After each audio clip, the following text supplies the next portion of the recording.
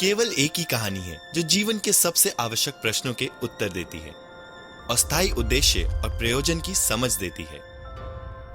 ये कहानी दूसरी सब कहानियों को प्रेरित करती है। ये एक सच्ची कहानी है जो हम में से हर एक को परिभाषित करती है।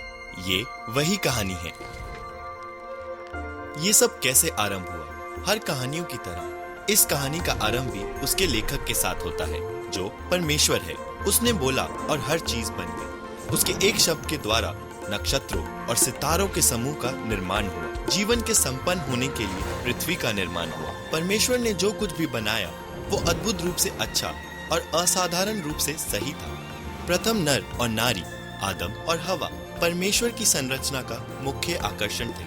परमेश्वर ने जो कुछ बनाया था वह सब अपनी प्रिय संतान को सौंप दिया। केवल उन्हें एक नियम दिया, उन्हें एक खास पेड़ का फल खाना मना था। वे आज्ञाकारिता में रहते थे, अपने स्वर्गीय पिता के रूप में परमेश्वर की आराधना करते थे और सृष्टि के साथ, एक दूसरे के साथ और परमेश्वर के साथ उत्तम सामंजस्य का आनंद ले रहे थे। अपने आज के इस संसार को ध्यान में रखते हुए ये स्पष्ट है कि वह सही शांति कायम नहीं रही। युद्ध, अशांति, बीमारी, कठिनाइयां हम में से हर किसी का हिस्सा है। क्या गलत हुआ?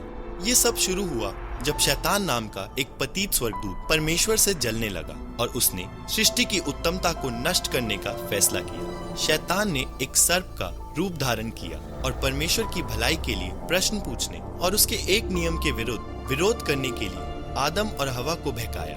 उन्होंने अवज्ञा में उस फल को खाया और शांति असफल हुई और उसकी जगह पाप और मृत्यु ने ली, जो आज भी हमें परेशान करती है। अगर सच कहें तो हम बहुत कुछ आदम और हवा की तरह हैं। हम सब अपने स्वर्गीय पिता का विरोध करते हैं। हमारे शरीर बीमारी, रोग और मृत्यु से थके हुए हैं। पृथ्वी तूफानों, आपदाओं और दुर्घटनाओं से पीड़ित है। इससे भी बुरा है कि पाप ने एक स्थायी विभाजक बनाकर हमें परमेश्वर से अलग कर दिया है। एक दुखी अलगाव जो नरक कहलाता है। पाप का परिणाम बहुत विनाशकारी है। इससे बचा नहीं जा सकता। इसे सुधारने का कोई साधन नहीं है और ये बात हम सबको आश्चर्यचकित करती है। और हम सोचते हैं कि क्या कोई आशा है? जिस प्रेम ने हमें बनाने के लिए परमेश्वर को प्रेरित किया था, उसी प्रेम ने परमेश्वर को एक उद्धारकर्ता भेजने के लिए भी प्रेरित किया था। जैसे जैसे सदियां बीतती गई, परमेश्वर ने इस उद्धारकर्ता के जन्म, जीवन और मृत्यु की सही जानकारी हमें दी है।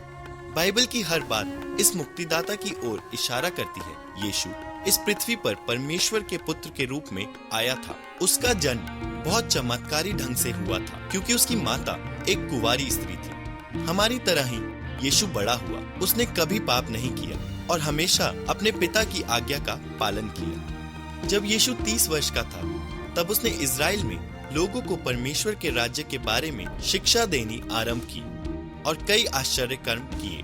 कुछ सालों के बाद उस पर गलत ढंग से आरोप लगाया गया और क्रूस पर एक दर्दनाक मौत की सजा सुनाई गई। मानव जाति के पापों का मोल चुकाने के लिए यीशु ने प्रेम के साथ अपने दोष रहित जीवन को क्रूस पर दे दिया। हमारी जगह उसने अपने प्राण दिए। उसकी मृत्यु एक सही मृत्यु थी, दोषियों के लिए एक पाप रहित की मृत्यु। पर अनुग्रह यीशु को रोक नहीं सकी। 3 दिन के बाद यीशु ने क्रूस पर अपनी मृत्यु के द्वारा पाप पर और तीसरे दिन मृतकों में से जी उठने के द्वारा मृत्यु पर विजय प्राप्त की। आज पूरी सृष्टि के राजा और न्यायकर्ता के रूप में यीशु परमेश्वर के दाहिने हाथ पर बैठा है। ये मनुष्यों के बचाव की कहानी है जो परमेश्वर ने लिखी है। और अब भविष्य में क्या होगा? हर कोई जो अपने बचाव के लिए केवल परमेश्वर में विश्वास करता है, परमेश्वर ने उसके हृदय को बहाल करने और पाप की पकड़ से मुक्त करने का वादा किया है। क्योंकि परमेश्वर स्नेही, दयालु, क्षमा करने वाला, करुणामय और सच्चा है। परमेश्वर ने सब कुछ फिर से नया बनाने का भी वादा किया है। एक दिन नया आकाश होगा, नई पृथ्वी होगी जो हमेशा के लिए पाप रहित होगी। हर दुख और शोक देने वाली चीज समाप्त हो जाएगी। परमेश्वर ने हमेशा हमारे साथ रहने का भी वादा किया है।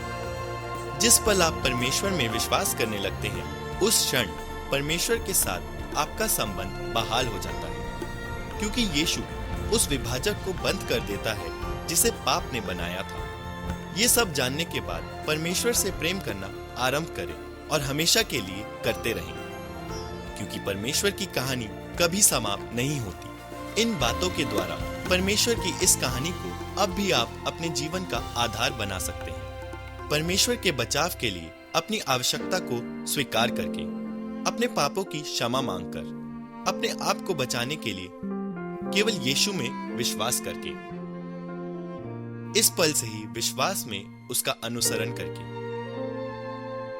ये परमेश्वर की कहानी है। क्या आप इसे अपनी कहानी बनाएंगे?